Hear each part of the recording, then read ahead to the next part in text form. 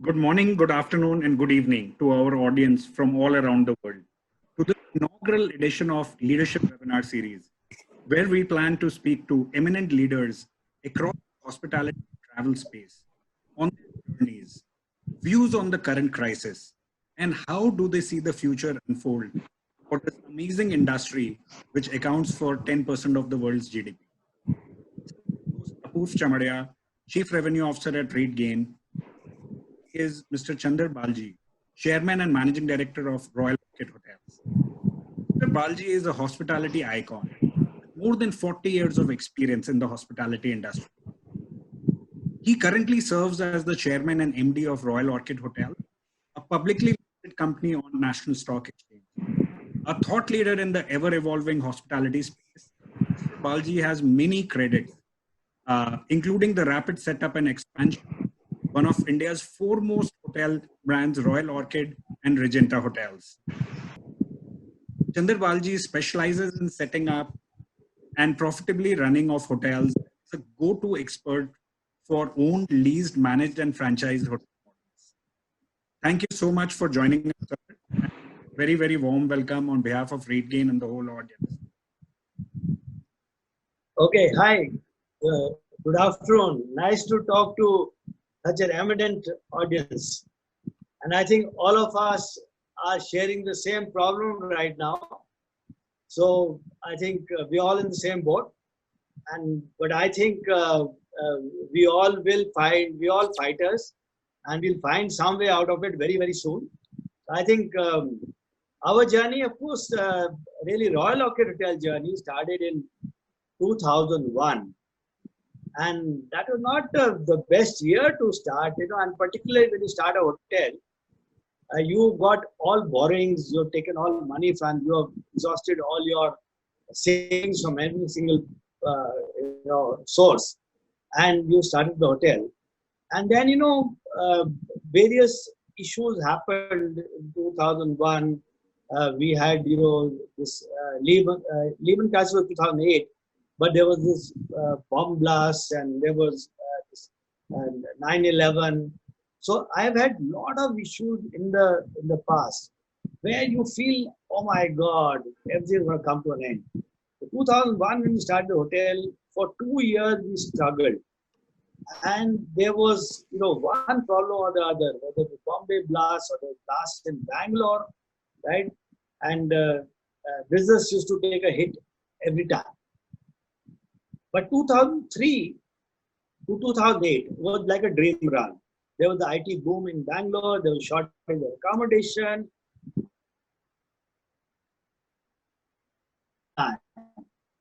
And we were really, feeling that nothing could be better. That's why in 2006 we went for an IPO, which was of course oversubscribed about 40 times, and business was good. Everything was good. Hunky dory. Then came 2008. Now 2008, there was a crash in the world market. Then our hotel is located in Bangalore, our flagship hotel, very close to the airport. And because it's close to the airport, you get a lot of business. And 2008, the airport shifted to 40 kilometers away. So it was like a double whammy. We had that also, and by that time, what happened was, because of the 2006 IPO, we got a lot of money, and so now you cannot. You are at a stage where you have a project running. You can't leave it halfway because we are in a total loss. So we had to complete those projects. So those things went on, and that 2008 problems continued for some time. And I would say that, in fact, this was the longest kind of a recession, already, although earlier we've down there. But this was the longest one. It almost took about 10 years. And just when we thought that we were coming out of it, and things have started, because there was a demand-supply mismatch. In the boom time, everybody thought we'll set up 100 hotels, like, big company, DLF, everybody passed out, everybody announced that we'll have 100 hotels. And everybody started making that kind of hotels. But then everything crashed. And therefore, but they also in a situation where they had to, a lot of hotels had to come up. So we had a demand supply mismatch. So in fact, in the last some years, we had more supply than we had demand. Now, as soon as the demand started picking up now, we've had this problem. So, but it's okay. We will face it. I know there have been worse problems in the past also. And we look at it that if there's a tsunami, then your entire properties and everything gets washed out. Right? When there's an earthquake, everything gets destroyed. At least here, our assets are standing. And there's a temporary halt. So, okay, 2 months, yeah, it's been a bloodbath. I know, and then this has far-reaching consequences across the globe. So it may take some time for market to pick up. But at the same time, I am a little hopeful for India, because what happens, there were 26 million people who travel out of India. At least they aren't going anywhere.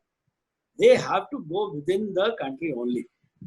And they will also prefer to go drivable distances. Like, for example, Mussoorie. Nobody will think of going to Mussoorie earlier. Switzerland is so close by, right? Nobody will think of going to Goa. Okay, Bangkok or Thailand is so nice.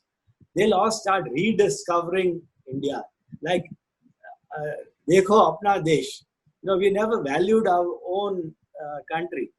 And in fact, I would say that last November, I went to Calcutta after. I go there sometimes, but it's the first time I went to Victoria Memorial, and I found it was absolutely world class. But we have never seen it. Right? I went to see Dev Diwali in Varanasi this year. Wow. I think something absolutely amazing. So I'm saying there's a lot of things to see in India, which I think Indians will discover. There are 55 million tourists in India alone. So look at that market. That market is going to come back to us. And Indians are, not that very scared variety. We people are very brave. We tend to forget things fast. Like there was a bomb blast in Bangalore in Forum Mall one Friday afternoon. And so normally when there's a bomb blast anywhere in the world, the whole city comes to a standstill for some number of days.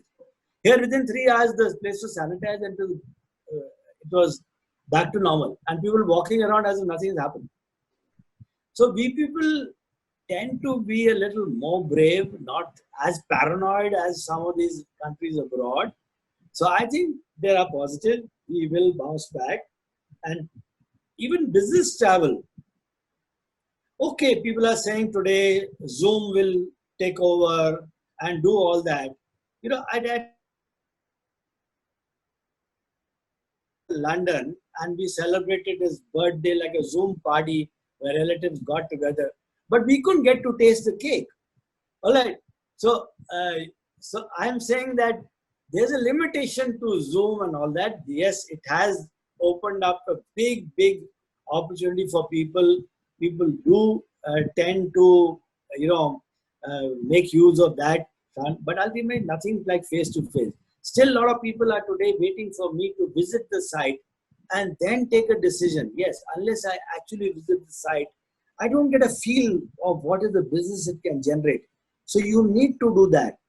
Yes, we've utilized this time for, management development training programs we did for all our number twos, because we could not do that in the past because everybody was busy. Now they had not all the time. So we are concluding that in the next few days. So we have trained about 25 managers of the future for our company. Then we've done multi-skilling. Multi-skilling is one thing which India never has or had, right? But this is the time when we train people on all. The receptionists got trained in housekeeping got trained in front office, and vice versa in F&B service. So, and now because of a little scare of jobs, people are willing to do that job. Otherwise, the guy says, a housekeeping job I will not do. So, but now I would say that people are willing to do. So there's a mindset change, which is a very positive change. Then what is also going to happen is that in our hotels, We were trying to reduce overheads and become more cost effective, but not much of success. Every budget meeting would be, no sir, last year our overheads were this much, therefore 10% more, and we'd haggle and settle for 5% more. There's nothing, no concept of zero budgeting. So we said, we'll do zero budgeting now. Now you say that, okay, going to start a hotel, what is going to be the real cost required? And only those costs will be now added up. And you have to justify every single paisa that you spend. So now that is what has been done. So I would say that in our fixed costs, we are aiming to bring about about almost 30 to 40% reduction in the fixed costs.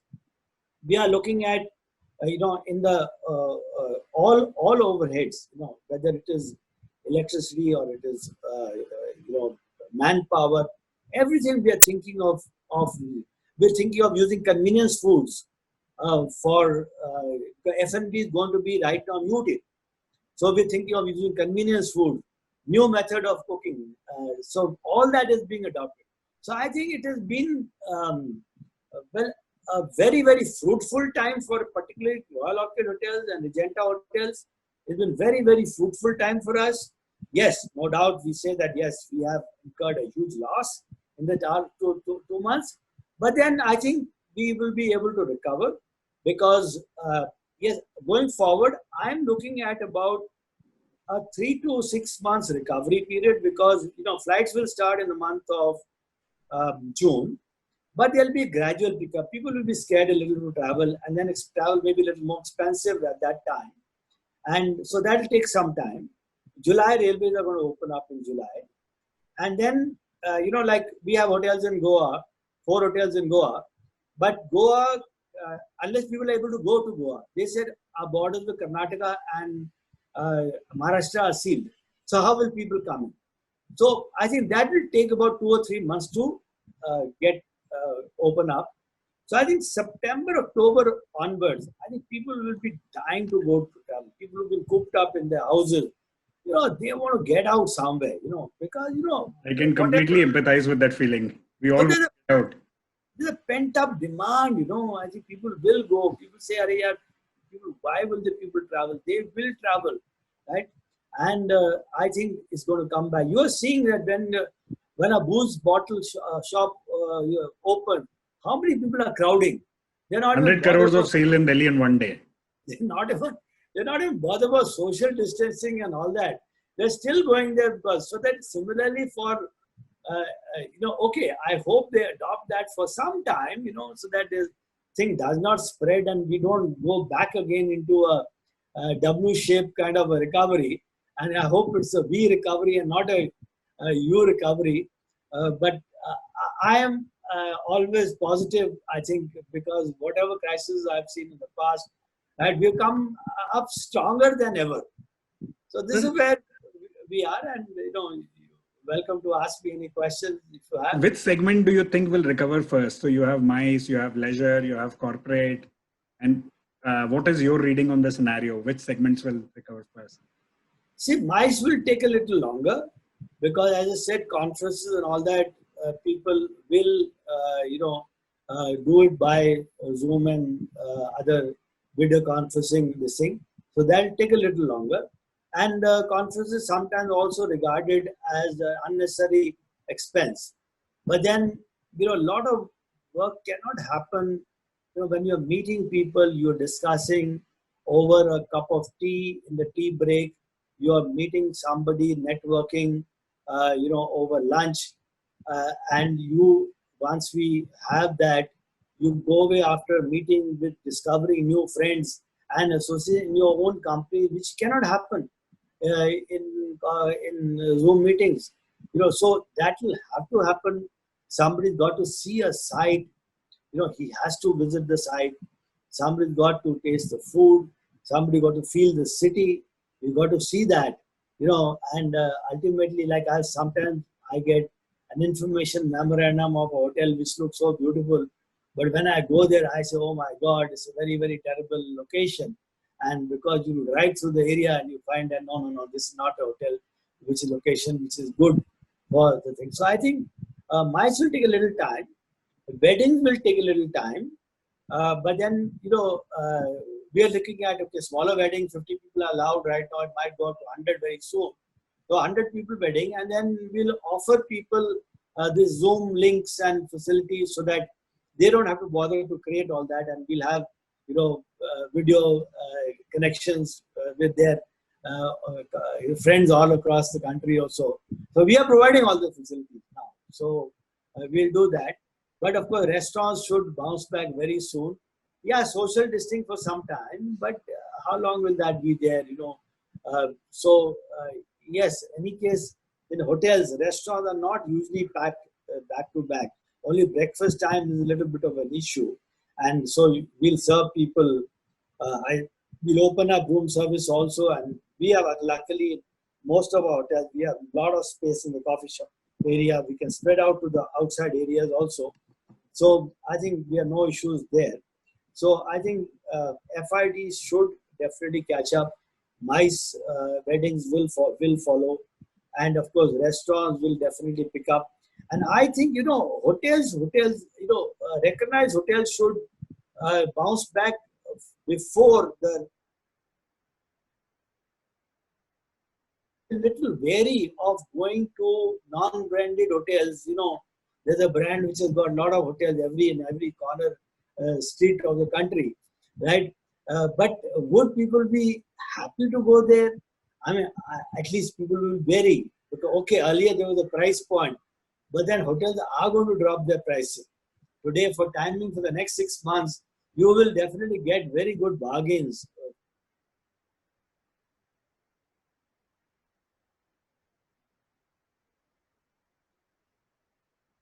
Okay, why don't you offer a special rate for this coming few months?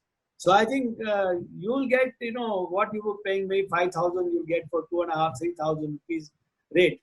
So there is definitely going to be much more value that hotels will be able to offer. And, and then if you're driving, your costs are not very high. So I think the overall cost is not going to be very high for a holiday. So there will be a boom in the holiday business. So, Mr. Baljee, hotels are doing various things around health, safety, hygiene. Some hotels internationally are saying that once a room is booked, keep it for 72 hours before offering it again. Hilton has said that they will put a seal on every room after it's been cleaned. So some hotel chains are saying they will do temperature screening or make the whole check-in process on the app.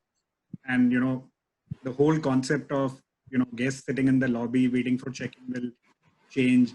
So what are some of the strategies you are considering, Shane? I think everything, pretty much, I think hotel fraternity is all very much aligned to that. And first, of course, starting with the staff. So we're asking everybody to be on Arogya app, Arogya Setu app. And then everybody will be screened. We will try to find out where they are staying, so that if they are staying in a containment area, we will tell them to stay home for some more time. And of course, everybody will be wearing a mask, and of course, hand sanitizer, uniform every day, a new uniform. There will be face masks everybody has to wear, and headgear. And we are trying to put face shield also. And of course, as you say, reduce for the guests, reduce as much touch point as possible. So when the guest checks in, you're trying to, give him as contactless check-in as possible through an app or so that he comes in and he knows which room to go in and straight away goes to the room. And of course, the key will be sanitized and handed over to him. And then lifts, you are taking precaution in the lifts, not to crowd the lifts. So lift is for eight people. So maybe only 4 people will stand in the 4 corners and travel. So, we are putting, toothpicks kind of a thing in the, for people to pick up one, to press the lift button. And then he disposes of that toothpick. So as we're trying to reduce as much contact as possible, surface contact as possible, with the for the customer as well as the staff also. So these hygiene factors are being taken care of, and of course, disinfectant as much as possible we are trying to do. So I think pretty much the hotel industry is geared up for that. We are doing all the things which are required to be done.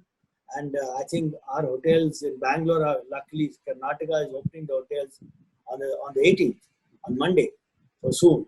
So we That's are great news. We are all prepared for that. And I think, yes, we are not expecting herds of people to come in at the first day. But, at least some beginning, we expect a few guests to come in from at least within Karnataka.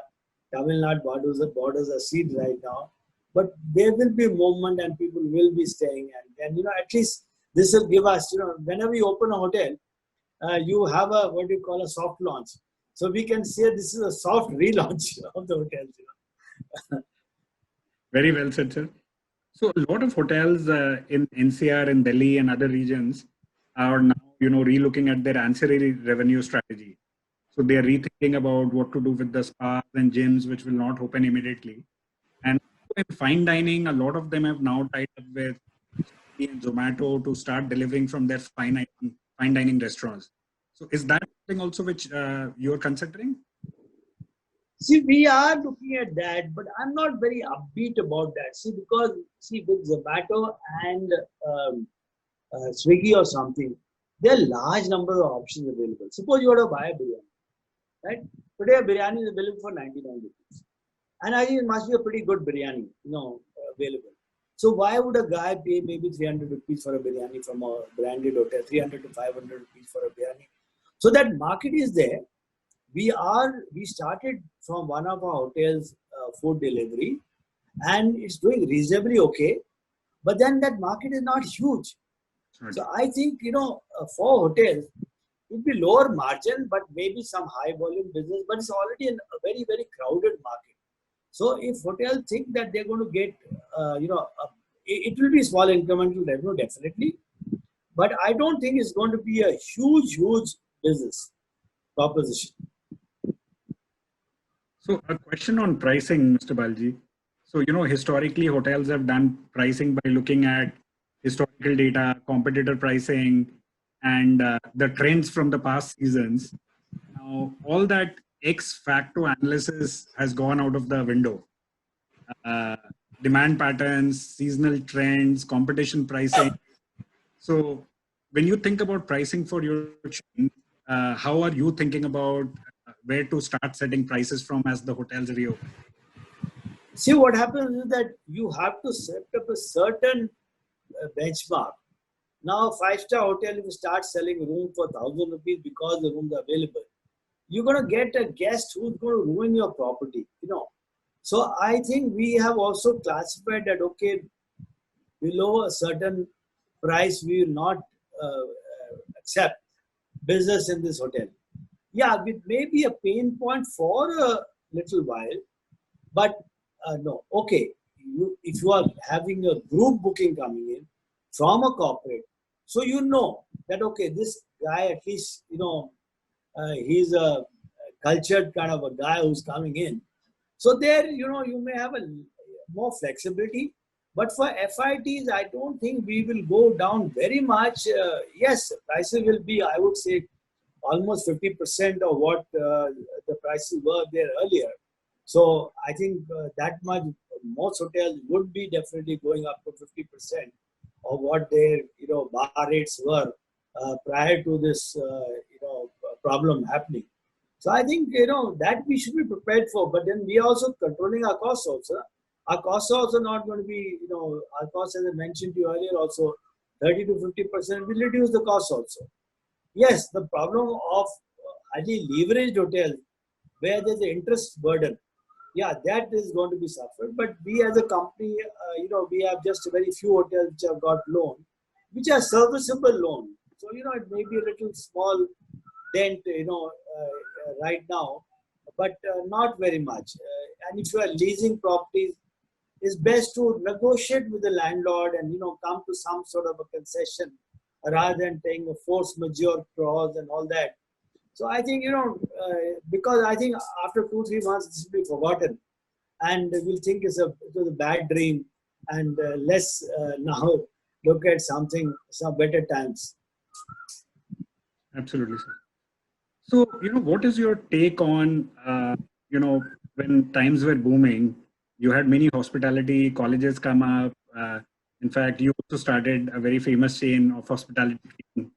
Uh, and employment was strictly at will. First, in hospitality, there were always 4-5 takers. So how do you see this whole employment market in hospitality changing? See, I'll tell you one thing. We've been running a college of hotel management for now about 26 years now. Okay. And there has never been a challenge for hospitality professionals. In fact, most of the people we train joined other industries. They join BPOs, they join retail, they join telecom, they join, everything. They join hotels also. But I've seen that because generally a person who's graduated from a hotel management course, he's a very, very outgoing, he's a very confident young person. He's not shy. And today what's happening is that you need that kind of people in every business. In retail also, the other day I went into Brooks Brothers selling shirts. And this girl, very, very pleasant, very nice. I guess I said, she's not from a retail industry. So I asked her, I said, where are you from? She said, I was a hotel management graduate and I was working in Ritz-Carlton Hotel as a bakery chef. So I said, how do you change?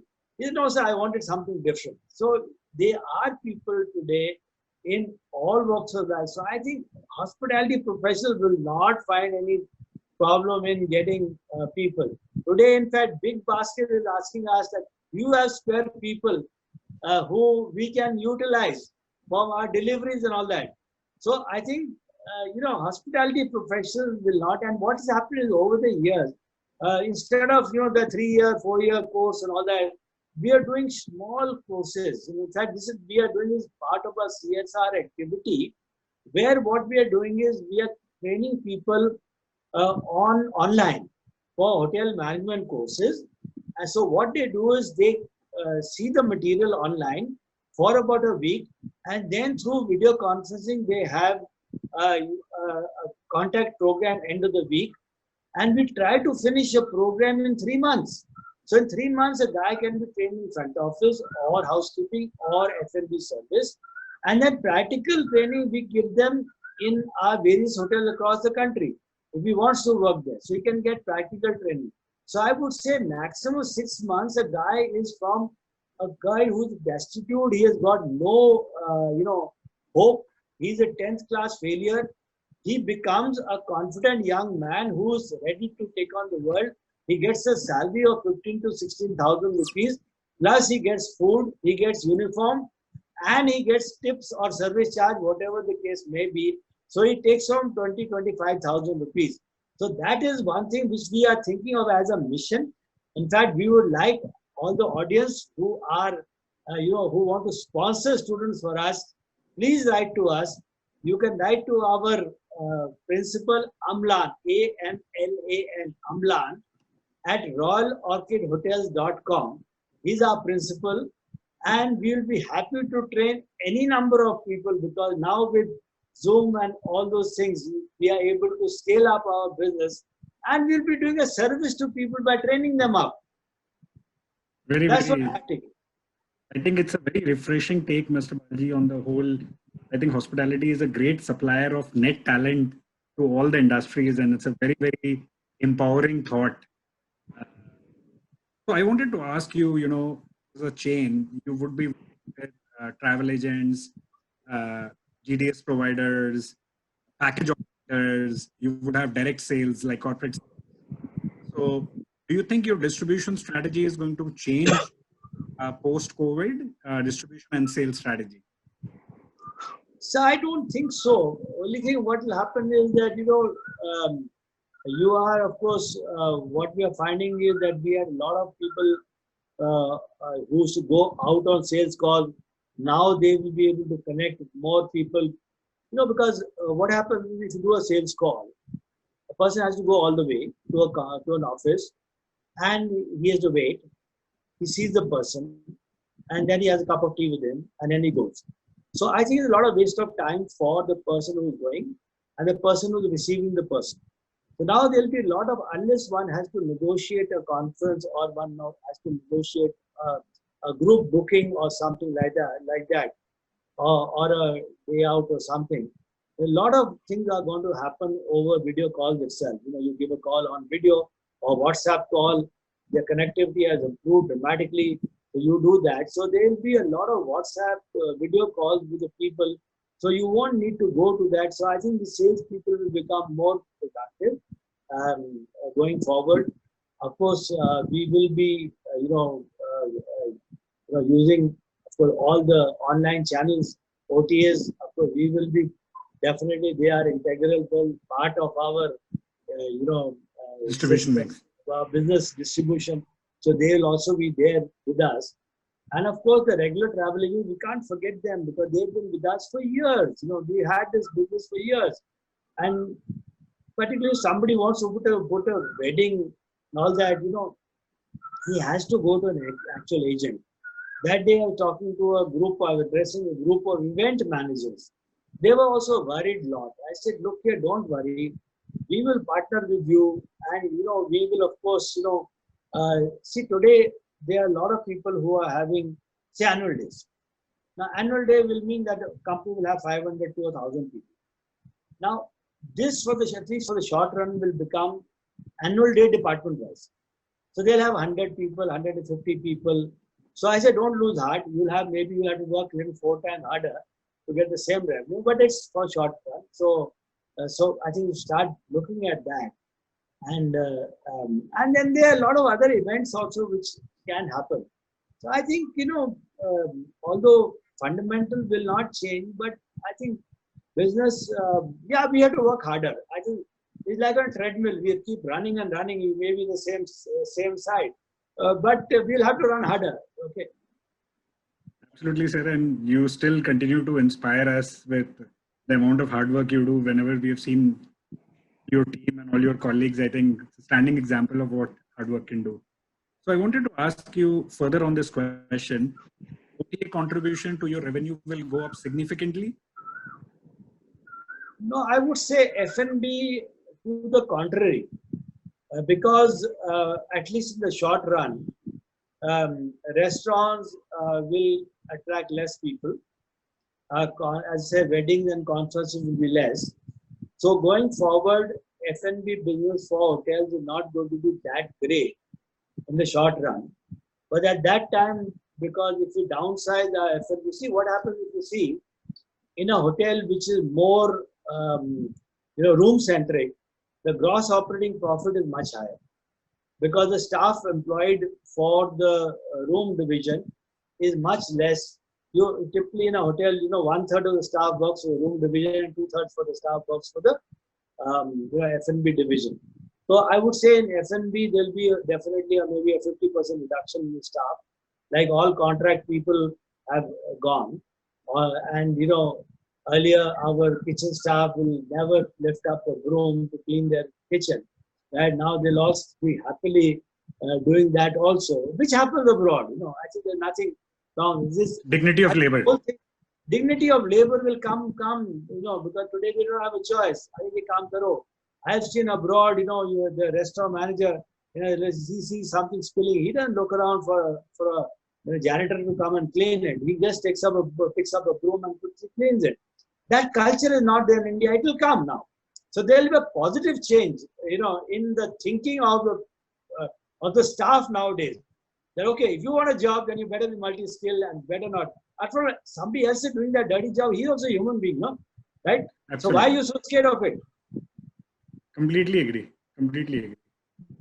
So, I wanted to ask you, what is your advice to the industry? There are a lot of independent hoteliers also on the. What is your advice to them? What should they stop doing? What should they continue doing? And what should they start doing new? See, my advice to single hoteliers is that it's becoming increasingly difficult for single hoteliers to survive. See, for example, I remember when I was a single hotel, and I used to find that when I used to go to the Institute of Hotel Management to hire a person, I used to get not one person, because all the chain that time there were just 3 or 4 chains like Oberoi, Taj, ITC, and ITDC.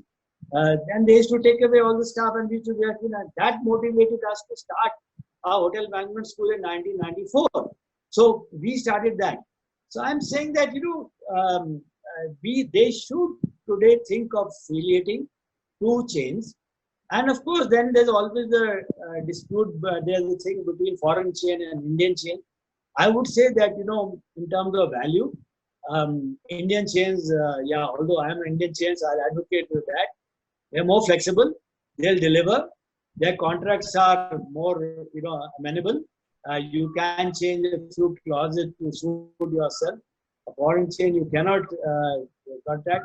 So I think it's time where, because 2 things hoteliers face. One is to get manpower, and other is to get sales and distribution.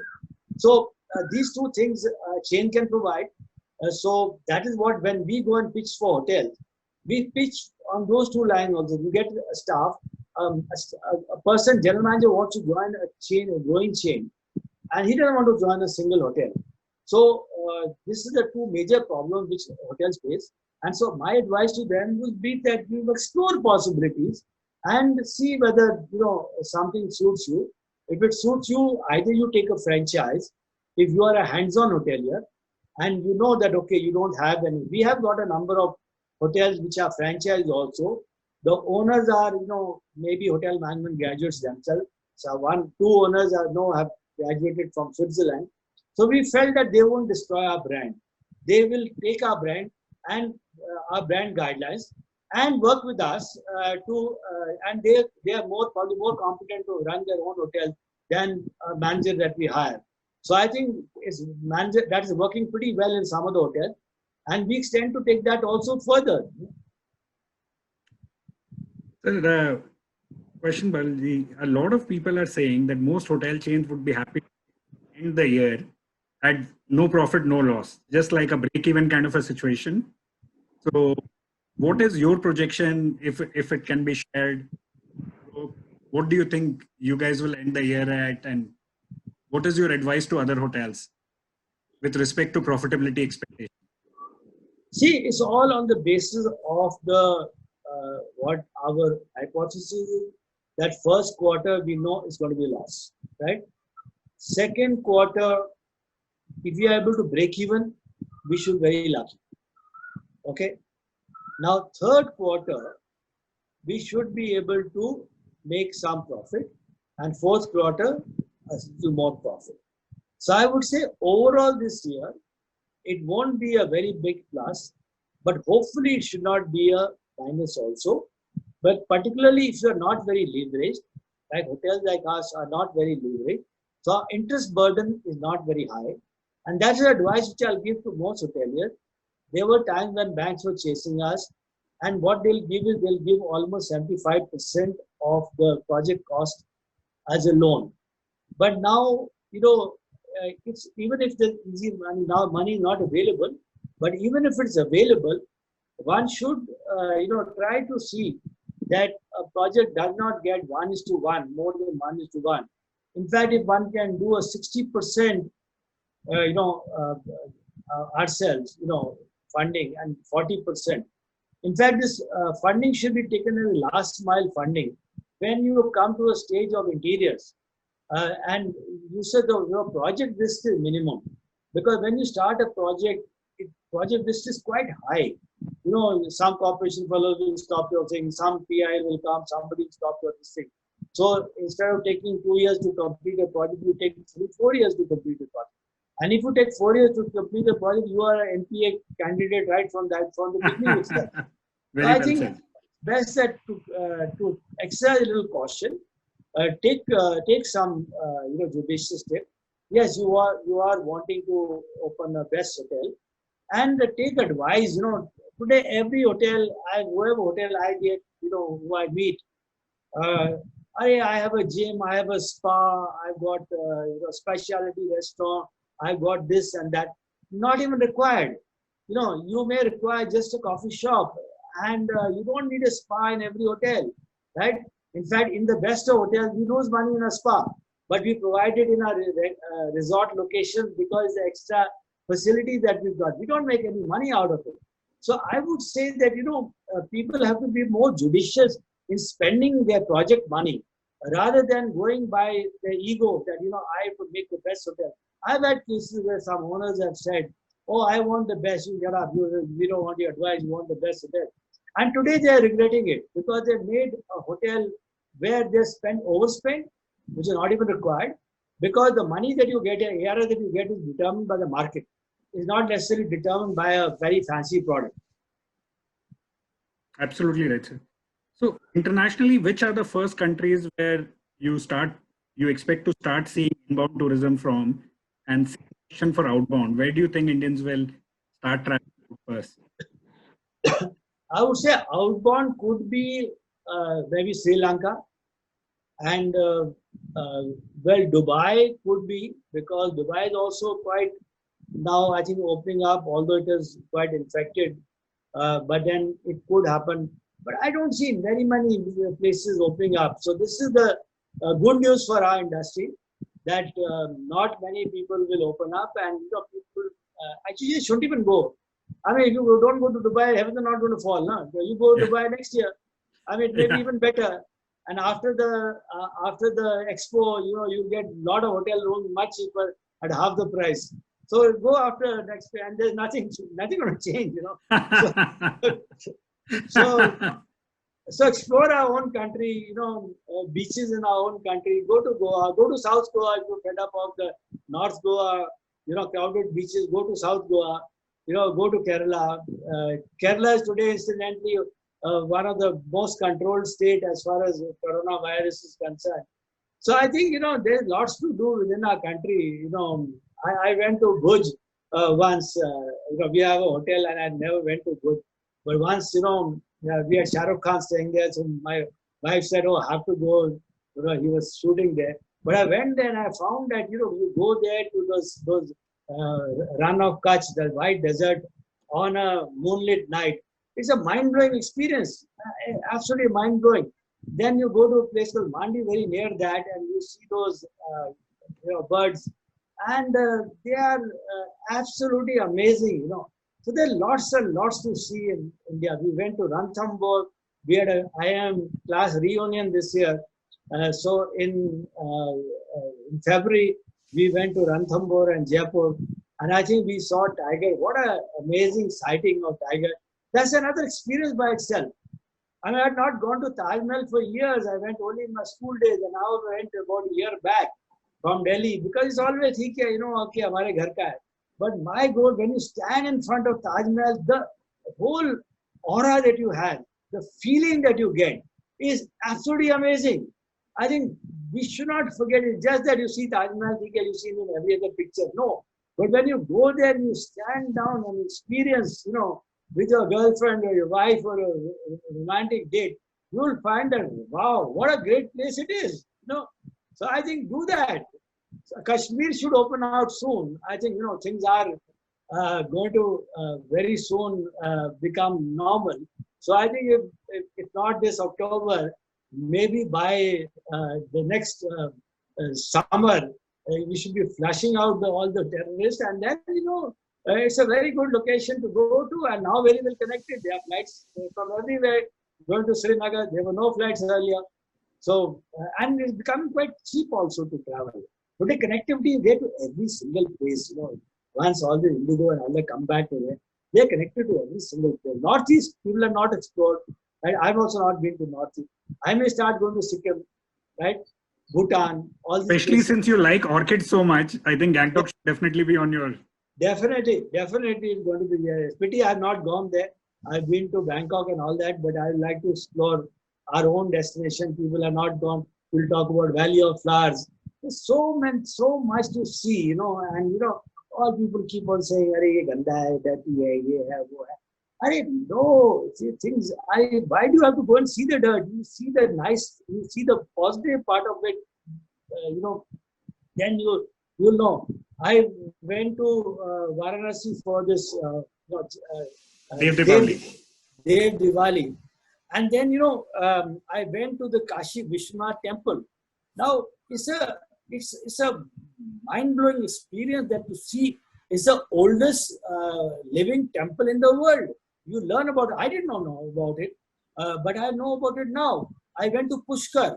Now, Pushkar, we have a hotel in Pushkar. We went to Brahma temple. It's the only Brahma temple in the world.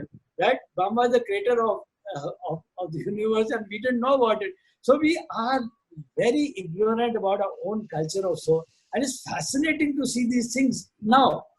And in Pushkar, I saw the camel safari. There's a ropeway there. If I take my grandchildren, they'll be love to go there. So I think, there's lots to see besides the glamour of all these foreign places and all that. The malls, you go to a mall in Dubai, go to a mall in Bombay, Delhi. It's okay, maybe Unis Beach, today there's a bigger, is maybe in the size little bigger. But you do the same thing in a mall, no? So let's explore other things. We are trying to put experiences into our hotel. We're telling people to put in our website experiences, what they can do outside the hotel when they go on a holiday. Not a room is a room is a room, but what they can do outside, right? When you go to Goa, beaches is one. Everybody knows about it. But then there's a lot more than a beaches. You have got walking tours. You hire one of those things. He show you some heritage places which you have never seen before. There's a place which is a farm which grows local stuff. I told some one of the mind-blowing day outing there. So you go to Dudhsagar Falls from Goa. Rainy season is just coming. So immediately after I go to Dudhsagar Falls, which is just an hour and a half drive from this thing. So I would say let's discover our country. Complete. I think very strong and very good advice on let's be vocal about local, as our Prime Minister said. And there's tons to discover. And Mr. Baljee, you're also getting invitations from audience on the call to visit their lovely hotels and other parts of the world. So what is local, I would say that you should look at affiliating with local chains. Why are we today hung up on tying up with a foreign chain? Does it really bring value? Yes. In a very large 5-star hotel in Bombay, Delhi or metro cities, a foreign chain, because it's got a lot of foreign clientele, an American chain with American clientele, it will give you value because they have a larger distribution network. But for a tier 2 city, tier 3 cities, right? If you are tying up with a foreign chain, you are saddling yourself with high capital costs, high operating costs, and there would not be that much of clientele coming from those countries. So I would say this vocal with local is something which I think we should, and our Indian companies should also support our local chains. Why are they saying that we want to go to only the Marriotts and the Hiltons and all that? Why not local chains? So I think we should, Swadeshi Bhavna should be arrived at. And one of the best things which we are giving to the world is now the Namaste culture, right? Yeah, which absolutely. This handshake is going to go out the window, and we are going to give this Namaste culture to the world. Absolutely, Mr. Baljee.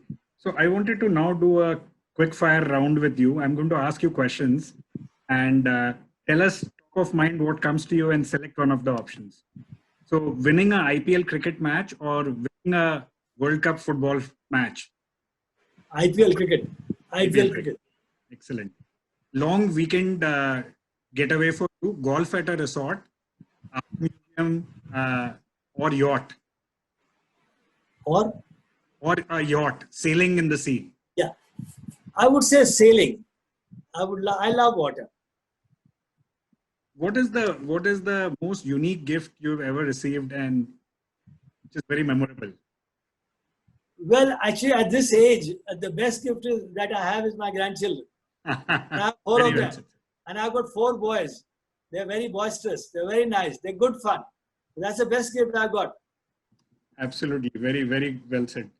Um, what is the best time for you to fill up your gas tank? When there is 1 bar left, 2 bars left, or 3 bars left? What's the best? Time to fill up your gas tank in the car. I When there is would go one for the bar middle. left, Go for the middle one. middle I bar. wouldn't take too. I wouldn't take too much of a risk, You and I will take. won't be too eager to fill it up when we just got plenty of Absolutely. What is your drink of choice? Water, wine, espresso, or a smoothie? water. Mine also. Really like water. I'm a teetotaler, so it has so that other two don't get, and I'm a diabetic, so smoothie is probably out. I would love a smoothie, but I think I stick to water right now. What is your next travel destination once lockdown opens and business is more in control and you travel? I would say Goa and Simla. Simla is my hometown, and we're thinking of doing a project there. So I would love to go to Simla, long overdue. And Goa, of course, is a destination where I always love to go. Beaches or mountains? You can only select one. So Goa or Shimla. Oh, then I will select Goa. uh, dogs or cats as pets? Dogs. Are you a night owl or an early riser? I'm an early riser. And last one, which is the best hotel according to you in the world, you stayed in and you really admire? Can't be Royal Orchid. No, I think the best time we had was at Atlantis Hotel in Dubai, where we had a good family holiday. We took our grandchildren, and so I think that was the best holiday because it's a combination of a water park and a very lovely hotel. So I think if you're telling me one hotel, then I would say that. Amazing. Atlantis is a fantastic property. What is your advice to hotels on last one, before we start wrapping up and take audience questions? Hotels start looking up, how should they look about their social media marketing, digital marketing? What should they communicate? You used a very nice word. You said think of it as a soft relaunch. I really loved that concept. And I'm going to use it, courtesy you, and give you the credit for it. What is your advertising and marketing hotels looking at opening again? See, at the moment, the first thing in mind is safety. That yes, you are coming into a very, very absolute, sterilized kind of environment. So that is the first thing which you have to communicate to every single guest, every single touch point, and it should be visible. When a guy walks in, he says, "Tut tut, these are things which are there, sanitizer or whatever it is just there." So it has to be visible. It has to be communicated to the customer. So that will be the most point. Number two is the value that you are able to provide. Okay. And of course, what is the experience that you are able to provide? Over and above just the room that you're going to give. So, people would like to go for more experiential holidays rather than just a holiday. And for a hotel guest who's coming for business, we have to be very efficient. Yes. Yeah, today we may not be able to give all the kind of service that he's used to. Because when you communicate, a hostess is talking to a guest, he's finding out about him and all that.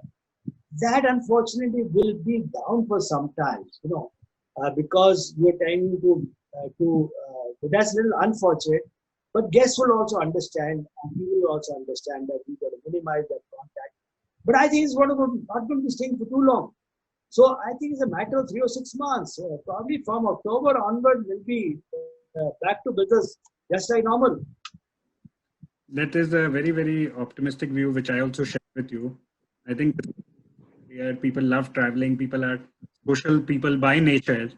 So you can't keep people away from visiting their favorite destinations, traveling fields, meeting loved and dear ones. So the industry is going to be back. With that, I wanted to audience questions, some which we have already taken, and Mr. Baljee has been kind enough to answer. Let me pick out one question which was asked earlier, which was, okay, if I'm a developer with a brownfield property, in a 4-star category, with completion due in 6-8 months with no, would you advise me to take debt, or should I wait for overall situation to improve for 6 months or even a year and then again continue to build? It's a very good question because a lot of people are caught up in that situation. But if you are not taking debt so far and you have, so you don't have any pressure right now, you put in your own money, then it may be okay for you to wait for 2-3 months. But then, I'm not a doomsday scenario kind of a man, because if the hotel is going to take you 6-8 months, in fact, I am advising a lot of our people to finish the hotel. Okay, the worst that happened is what happened to me in 2001. When I opened in 2001, well, 1 or 2 years I took a hit. But then after that, so you cannot abandon the project now if you already spent a lot of money. You spent a little money on it and think, okay, wait and watch because if the scenario changes. But if you already put in a large amount of money and your hotel is 6 to 8 months away, then it's best to finish the project. Yes, but do it more judiciously. That's what when we advise. In fact, a lot of people who we are now associating with are in the same situation where we are tied up with, are in a similar situation. So we are telling them, okay, don't do this, don't do that. This is strictly necessary. Only we do that, and we advise them to finish the project optimally. There's one project which is where we have through our technical expertise, we reduced the transformer cost. We reduced the cost of the generator.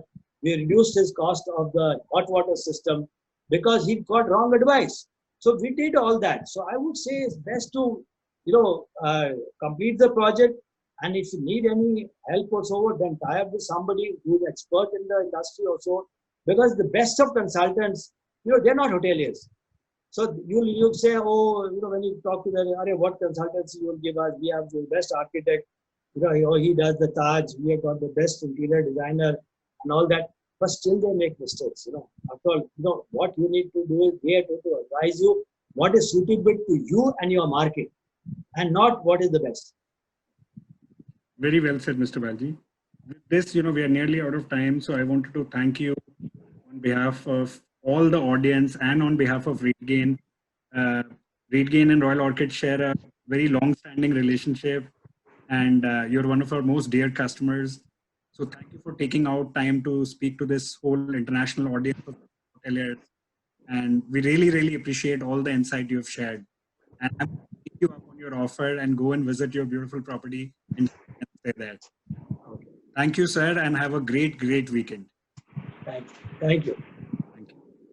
I also wanted to request my colleague to open the slide and show you, we will have a series of webinars, and the next webinar is actually going to be with the officer of Make My Trip and Chief Operating Officer of Make My Trip and Key Accounts, Mr.